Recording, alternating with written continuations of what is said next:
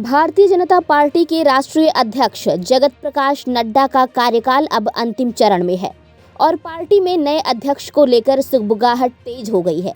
2024 के लोकसभा चुनाव के बाद अब भाजपा के लिए संगठन को नई दिशा देने वाला नेतृत्व खोजने की चुनौती सामने है। इस दौड़ में कुछ पुराने चेहरे चर्चा में हैं, तो वहीं चुपचाप संघ की ओर से एक बड़ा नाम जोर शोर से सामने आया है और वो है संजय विनायक जोशी का। जी हां, भाजपा में नए अध्यक्ष को लेकर जो नाम सबसे ज्यादा चर्चा में है, उनमें केंद्रीय मंत्री भूपेंद्र यादव और धर्मेंद्र प्रधान प्रमुख हैं। दोनों ही नेता संगठनात्मक अनुभव और केंद्रीय नेतृत्व के विश्वास के कारण माने जा रहे हैं।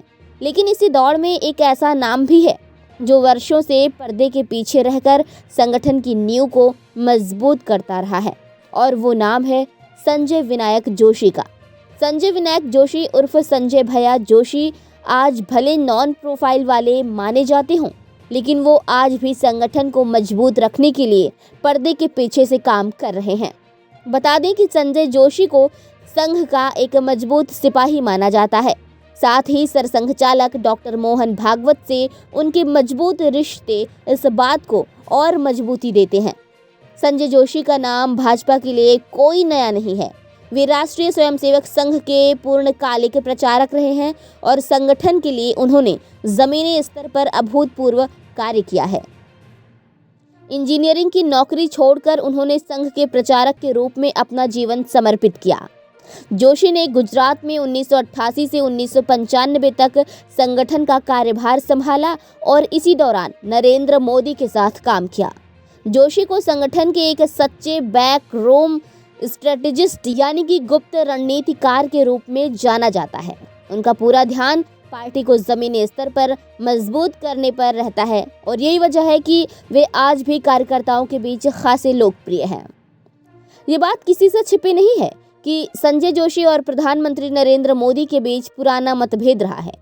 एक समय पर जोशी को पार्टी से हटाया भी गया था, लेकिन समय बदला और अब आरएसएस के भीतर एक वर्ग ये मानता है कि भाजपा को एक बार फिर संगठन आधारित नेतृत्व की आवश्यकता है। संघ प्रमुख मोहन भागवत की भूमिका इस समय निर्णायक मानी जा रही है। संघ हमेशा से ही संगठनात्मक संतुलन और विचारधारा के प्रति प्रतिबद्ध नेतृत्व का समर्थन करता रहा है। संजय जोशी इस कसौटी पर पूरी तरह खरे उतरते हैं। ऐसे में ये देखना दिलचस्प होगा कि क्या भागवत और संघ परिवार की सहमति जोशी के नाम पर बनती है या नहीं। 2024 के आम चुनावों के बाद भाजपा ने सत्ता बरकरार रखी है, लेकिन अब ज़रूरत है संगठन को मजबूत रखने की, खासकर जब कुछ राज्यों में विधानसभा चुनाव सामने हैं। ऐसे समय में भाजपा को एक ऐसे अध्यक्ष की ज़रूरत है जो कार्यकर्ताओं में भरोसा जगा सके, राज्यों में संगठन को सक्रिय कर सके और केंद्रीय नेतृत्व के साथ सामंजस्य भी बना सके। जेपी नड्डा के उत्तराधिकारी की तलाश महज एक औपचारिक प्रक्रिया नहीं है, ये भाजपा के भविष्य की दिशा तय करने वाला निर्णय होगा।